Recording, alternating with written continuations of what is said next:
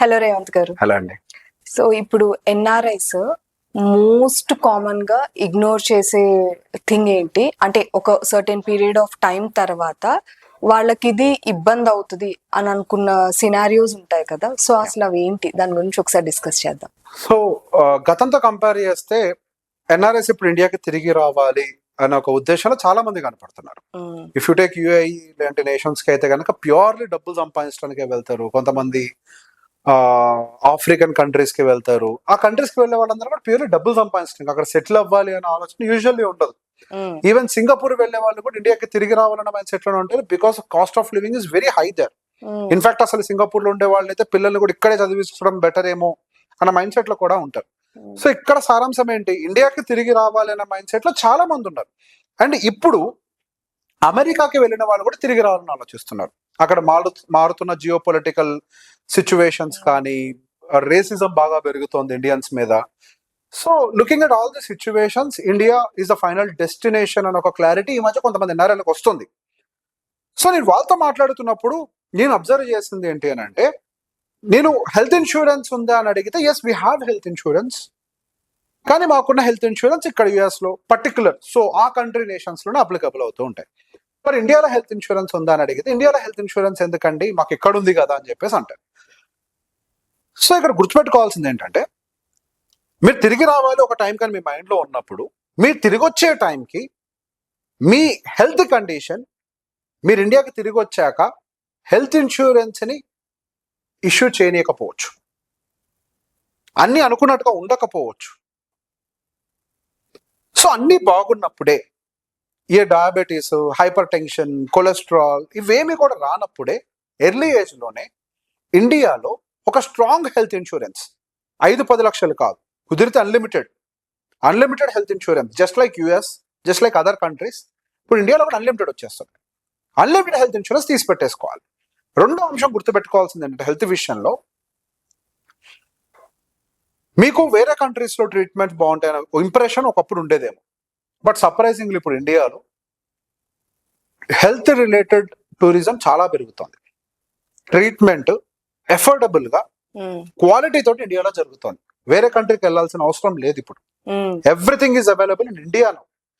In fact planned surgeries అయితే మన ఎన్ఆర్ఐసే అక్కడి నుంచి ఇక్కడికి వచ్చి చేయించుకొని మళ్ళీ తిరిగి వెళ్తున్నారు ప్లాన్డ్ సర్జరీస్ విషయంలో. ఎందుకు, ఒకటి ఎఫోర్డబిలిటీ, రెండు మనకు సర్వీస్ దొరుకుతుంది, ఇక్కడ అందుబాటులో అందరు ఉంటారు. సో ఇండియాలోనే ట్రీట్మెంట్కి ఎక్కువ ప్రిఫరెన్స్ ఇస్తూ ఉంటాం.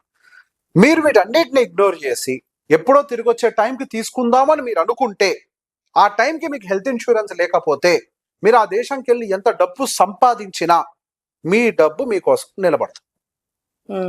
కామన్ గా వచ్చేది ఏంటి, hospitalisation. We have to accept it, most common గా జరిగేది. సో ఈ మధ్య ఒక పెద్ద ఒక మాట అన్నాడు, సార్ పాపం చాలా మందికి అవగాహన లేక హెల్త్ ఇన్సూరెన్స్ సరిగ్గా తీసుకోవట్లేదు సార్, ఆరోగ్యం మీదకి వచ్చిన తర్వాత ఇన్సూరెన్స్ అమౌంట్ పెంచుకోవాలన్నా పెంచుకోలేకపోతున్నాం సార్ అని ఒక పెద్ద ఆయన అన్నాడు నాతో వచ్చి.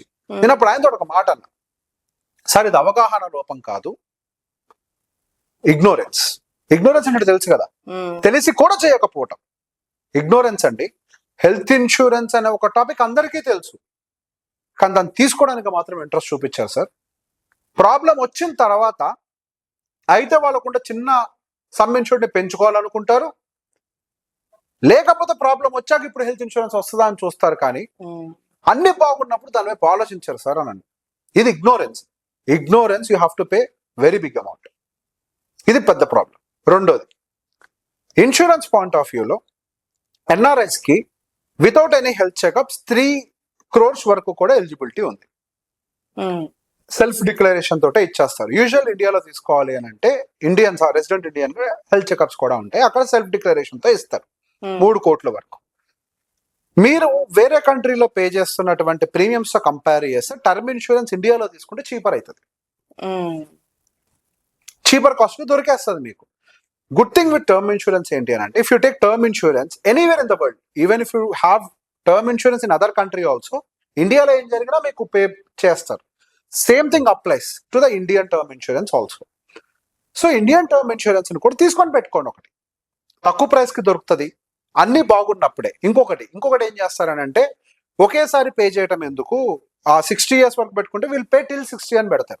నేను ఏం చెప్తాను అంటే సార్, టర్మ్ ఇన్సూరెన్స్ మీరు తీసుకునేటప్పుడు ఇండియాకి తిరిగి వచ్చే లోపల ప్రీమియం అయిపోవాలి. ఎందుకు? మీరు ఇండియాకి తిరిగి వచ్చేది మళ్ళీ ఇక్కడికి వచ్చి కష్టపడటానికి కాదు, అన్ని కష్టాలు అక్కడ ముగించుకొని తిరిగి రావాలి.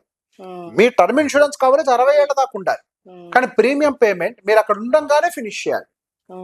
అంటే 7 years లో తిరిగి వస్తే 7 year పెట్టుకోండి, 10 year వస్తే 10 year ప్రీమియం పెట్టేసుకోండి, క్లియర్ ఇట్ ఆఫ్.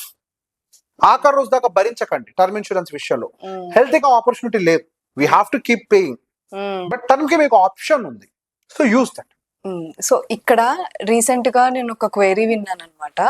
60 years వరకే ఆర్ 65 years వరకే టర్మ్ ఇన్సూరెన్స్ ఎందుకో, అది ఎలాగో 60 వరకు పే చేస్తున్నాం కదా, సో అదొక 75 80 టిల్ లాస్ట్ వరకు పే చేస్తే మనం వెళ్ళిపోయిన తర్వాత పిల్లలకి డబ్బులు వస్తాయి కదా అనే పాయింట్ లో మాట్లాడిన వాళ్ళని నేను విన్నాను. సో ఇది ఎలా తీసుకోవచ్చు దీన్ని? ఈ రోజు మీరు ఒక 3 కోట్ల టర్మ్ ఇన్సూరెన్స్ అప్లై చేసేటప్పుడు 3 crores looks very big, right? Consider your age is somewhere around 35, okay, 65 అంటే 30 years, అంతవరకు చాలు అని నేను చెప్తున్నాను. 675 వరకు కూడా మీరు 85 వరకు కూడా ఉంచాలని మీరు అంటున్నారు. So there is a rule. డబ్బు దాని యొక్క విలువని ఎవ్రీ ఇయర్ 50% చేసుకుంటూ వస్తుంది, ఎవ్రీ 10 years 50% చేసుకుంటూ వస్తుంది, ఎవ్రీ డికేడ్. మీరు 3 కోట్లు తీసుకున్నారంటే next 10 years it will become 1.5 crore. ఇంకొక 10 years దాని వాల్యూ విల్ బికమ్ 75 lakhs. ఇంకొక 1 year it will become 35 lakhs. ఇంకో డికేడ్ లో it will become 35 lakhs. 3 crore value ఎంత అయిపోయింది? 35 lakhs, రైట్? కానీ మీరేం చేస్తున్నారు? ఇంకా ఎక్కువ సంవత్సరాల కోసం కూడా ఉంచితే ఆ డబ్బు అప్పుడు వస్తుంది కదా అని చూస్తున్నారు. ఆ టైంకి వచ్చే డబ్బు యొక్క విలువ ఏముండదు, కానీ అప్పుడంత రావటం కోసం మీరు ఇప్పుడు కట్టే ప్రీమియం ఉంటుంది చూసారా, ఈ రోజు మీకు కట్టే ప్రీమియం కి అయితే విలువ ఉంది. You have to pay big premium, right? ఈ రోజు అయితే ఆ డబ్బుకు విలువ ఉంది కదా, ఆ రోజు ఆ డబ్బుకు విలువ లేదు. అవును, గాట్ ఇట్. విలువ లేని దానికోసం ఎందుకు కడుతున్నారు? ఇది పాయింట్ నెంబర్ 1.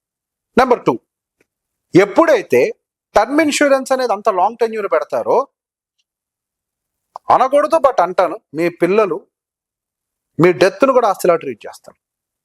ఈ కేసు నేను చూసాను కూడా, నేను హ్యాండిల్ కూడా చేశాను. ఓకే, నాకు ఇది వస్తుంది అని కూడా నాకు ఒకళ్ళు చెప్పడం నేను విన్నాను. నాకు ఒక 2 crores దాన్ని ఆస్తి వస్తుంది మా పేరెంట్స్ తర్వాత కదా. ఇంతకు మించిన కర్మ ఇంకోటి ఉందా? ఇప్పుడు ఆ ఆలోచన రావడానికి తాళం నువ్వే ఇచ్చావు కదా. నిజం, ఇది నిజం. ఇప్పుడు 100 ఏళ్ళు బతకాలి అని కోరుకోవాల్సిన పిల్లలు నువ్వు 85 లోపల పోతే బాగుండు అనుకుంటారు. అవును, ఇది అసలు దారుణం, right? That is the problem. So never, మనకొద్దు.